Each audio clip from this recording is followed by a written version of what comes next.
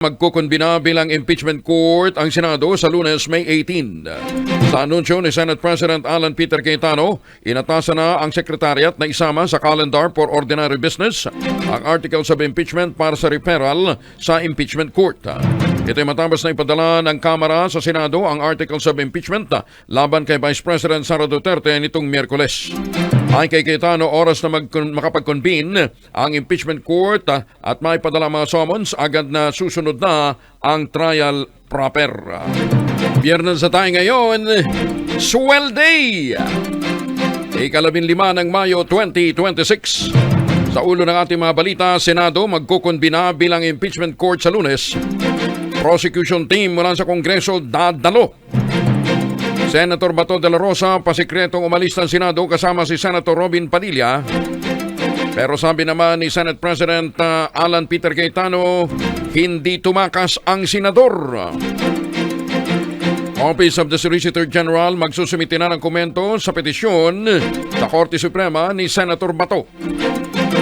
Piso, sumadsad sa panibagong record law. Ang palitan ngayon 61.64 per dollar. Terminal fees sa PTEX libre sa loob ng 3 buwan ayon sa Department of Transportation. Sahod ng mga kasambahay sa Zamboanga at Sulu tataas ayon sa Department of Labor and Employment. Higit sa 30 empleyado ng gobyerno ng Malaybalay City at Cagayan de Oro positibo sa paggamit ng illegal drugs. Radyo natin nationwide! Dadalo naman ang prosecution team sa pag-convene ng impeachment court sa Lunes, May 18 para sa impeachment trial laban kay Vice President Sara Duterte. Tiniyak ito ni Bicol Saro Representative Terry Lidon, isa sa mga miyembro ng 11-person prosecution panel. Kasunod ng anunsyo ni Senate President Alan Peter Cayetano na magkukonvene nga ang Senado sa nasabing petsa. Ay kay Lidon, makakaasa ang publiko na present ang buong House Prosecution Team sa Lunes para saksihan ang yugtong ito. Bukod kay Redon, miyembro din ng prosecution panel, sina Representative Joel Chua, Gerbil Luistro, Isabel Maria Zamora, Lawrence Defensor, Chel Jokno, Leila de Lima, Kaka Bang-Au, Jonathan Kate Flores at Lordan Suwan. Aabot naman sa 5.67 billion pesos ang dividendong nairemit ng Philippine Amusement and Gaming Corporation o PAGCOR sa National Treasury. Kumakatawan ito ng 50% ng net earnings ng ahensya para sa calendar year 2025. Ang nasabing remittance ay alinsunod sa Republic Act No. 7656 o yung Dividends Law. Sa ilalim ng nasabing batas, lahat ng mga government-owned and controlled corporations obligadong mag-remit ng hindi bababa sa kalahati ng kanilang taunang net earnings sa pambansang pamahalaan. Pagtiyak naman ni PAGCOR Chairman at CEO Alejandro Tenco, patuloy silang susuporta sa mga programa ng gobyerno, isang karangalan para sa PAGCOR na makatulong at maging katuwang ng pamahalaan sa paghahatid ng mga assistance sa serbisyong publiko sa taong bayan. Radyo natin nationwide! Si Chairman George Garcia nagkamali kasama na natin. Chairman, good morning. Magandang umaga po, Sir Angel. Sa mga kababayan natin, magandang umaga po sa inyong lahat. Oy, congratulations sa panalo nyo sa Korte Suprema, ha? Opo, Sir Angel, napakagandang balita po iyon. At sapagkat sinasabi ng Korte Suprema na tayo po ngayon, pag national and local election, ay full automation.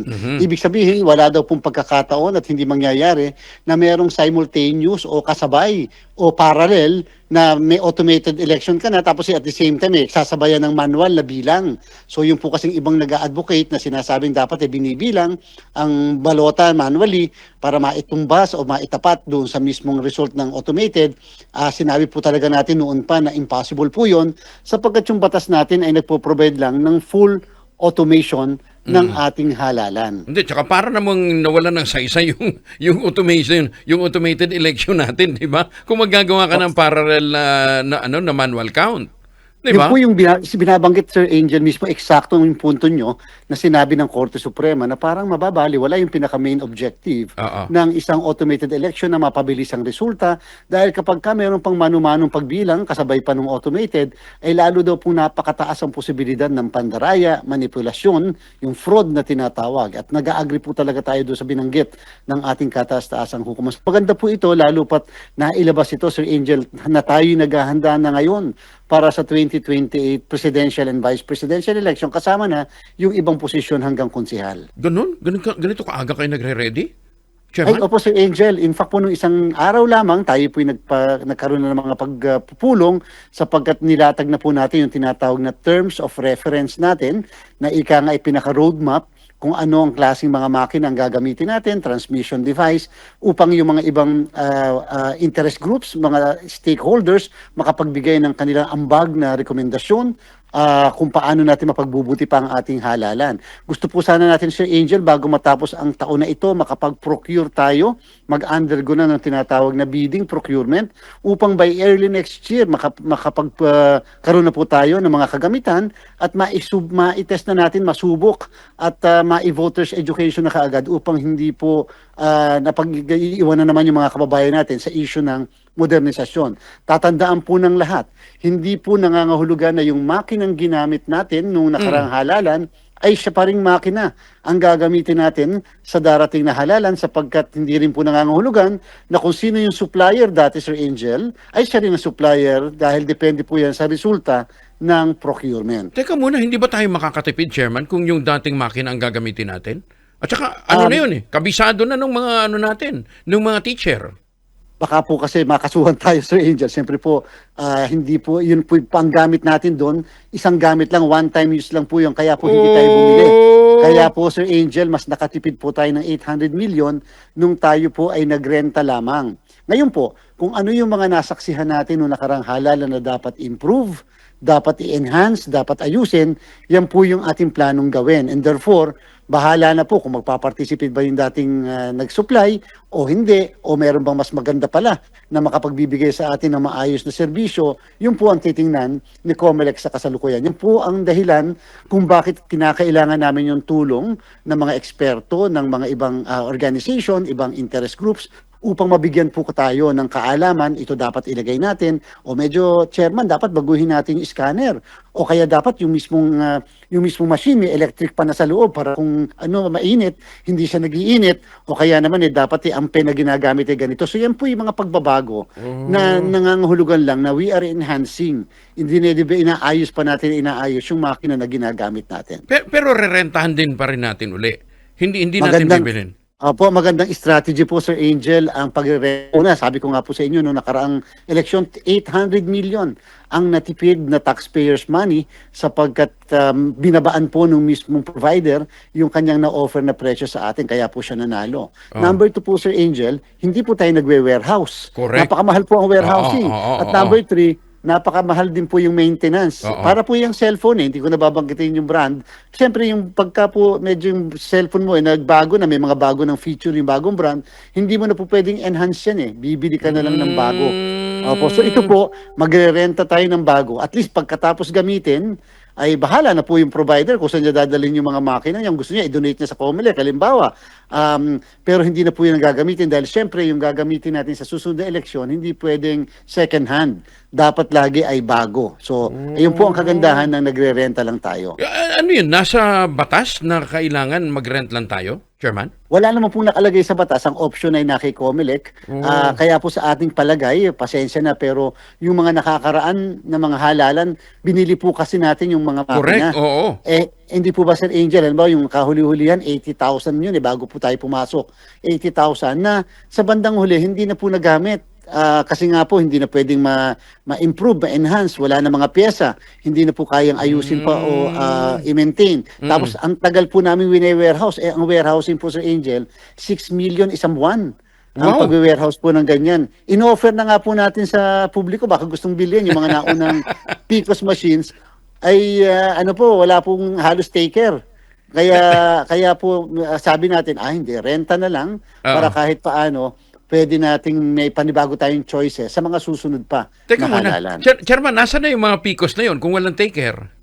Yung pong pinaka-latest natin, yung mismong BCM ay naandyan pa po sa warehouse. Hala. Ino-offer na nga po natin na baka pwede nang bilhin o may mga gusto na interesado. Kasi baka po yung mga pyesa naman magagamit-gamit pa nila. Pero sa kasalukuyan po, yung pinaka-latest nga po, walang takers pa ngayon. Yung kaunahan, nabili po yan ng more or less 11 million.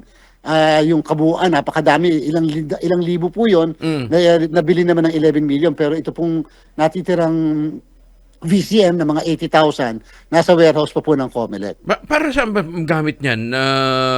Ito yung may ano, di ba? Ito yung may reader, may scanner. Opo.